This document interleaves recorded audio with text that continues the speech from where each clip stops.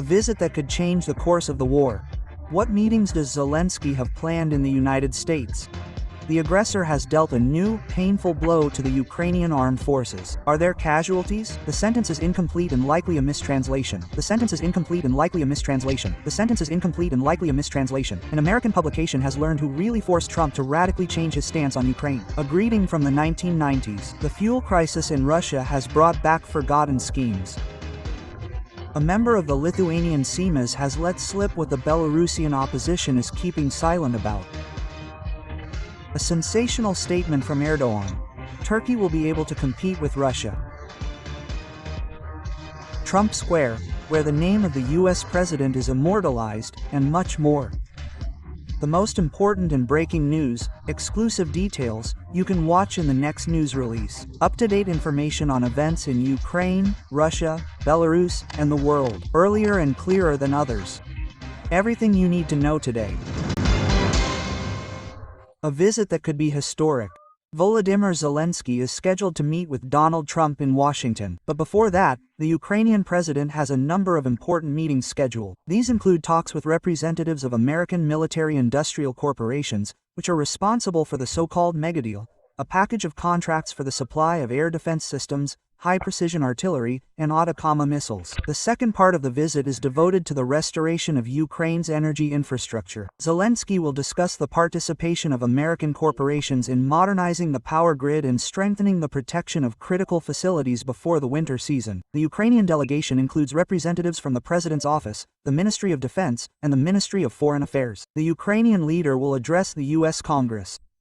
The culmination of the visit will be a personal meeting between Zelensky and Trump, which could provide Kyiv with powerful, long-range arguments to force Putin to the negotiating table.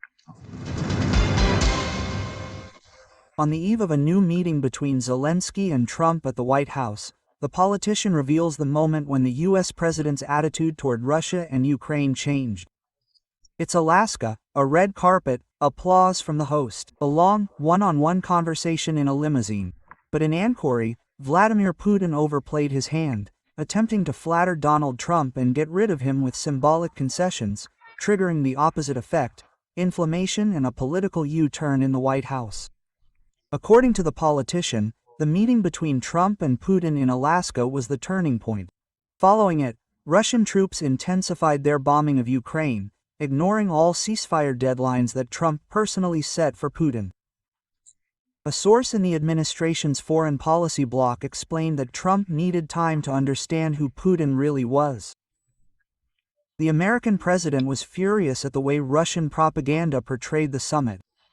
Media outlets reported that the Kremlin leader left Trump empty-handed, and the showy reception Xi Jinping held in Beijing for Putin and Kim Jong-un added fuel to the fire. All of this, according to the publication's sources, became a personal challenge for Trump. Diplomatic efforts from Kyiv and Europe also played a role. But, you must admit, Putin did the most. On the eve of his meeting with Zelensky, Donald Trump gave Putin another chance. The US president wrote on his social media account that he was speaking with the Kremlin leader by phone and that the conversation would be lengthy. Do you think a miracle will happen? Will the initiator of the aggression, sensing the imminent transfer of the Tomahawk to Kyiv, agree to negotiations and a ceasefire? Share your thoughts in the comments. Russia launched a missile strike on the territory of a Ukrainian armed forces training unit located deep in the country's rear. According to the Ukrainian military, 2 ballistic missiles were launched at the facility during a massive attack. Despite timely warning and the evacuation of personnel to shelters, casualties were not entirely avoided. The training unit was located in an undisclosed, relatively calm region, far from the front line. The number of dead and wounded is being clarified. Dear subscribers, I have a message for you. After all, it is you who decide whether more people will know all this news. Every subscription, every like, every repost, every comment longer than 6 words, and every video view to the end help promote our videos to hundreds of thousands of new users. This way, even more people will learn the truth, thanks to you. Thank you for staying with Nekta. And we continue. Donald Trump is already talking about gas lines in Russia, but the fuel crisis has revealed a new symptom. Gas stations have started selling diluted gasoline. This statement was made to NSN by Yuri Valko, head of the Union of Automotive Services of Russia. According to him, fuel quality is declining, and Geely owners are already complaining of engine failures. Russian gasoline producers have begun cutting corners on quality due to the inability to raise prices. Many have begun increasing octane levels through additives due to the economic situation amid shortages in certain regions. Valko recalled that something similar happened in Russia in the 1990s and 2000s, and I quote, "You could fill up and immediately go to a service center. The reason for the shortage is well known. These are the Ukrainian army's strikes on Russian oil refineries, which intensified in August. 1 in 3 of the country's oil refineries, or more than 20 enterprises, were affected. According to the International Energy Agency, oil refining in the Russian Federation has fallen by 10% to 5 million barrels per day. And volumes won't be restored until mid-next year. Queues, rationing, and now gasoline is being diverted. I wonder what's next. Let me know in the comments. Lukashenko may release another batch of political prisoners. This was stated on LRT by MP Remigius Motusas. You also know that another release operation is currently underway, and we cannot predict how many more people will arrive from Belarus to Lithuania. Can you tell us more about this operation? It's confidential for now, but we are ready to ensure the care of these people. The MP added that Lithuania is ready to accept the released Belarusians and provide them with support. The statement came amid Alexander Lukashenko's unexpected announcement of his alleged readiness to strike a major deal with the United States. Donald Trump had previously said he was negotiating with the Belarusian dictator for the release of 1,500 hostages. However, the regime released only just over 50 in September. It's another step toward the possible overthrow of the dictator. Trump has given the CIA the green light for covert operations in Venezuela. The New York Times reported this. Donald Trump's decision was part of a large-scale pressure campaign against Caracas. After the publication, one journalist asked the White House occupant a clarifying question directly. Does the CIA have the authority to remove Madurai?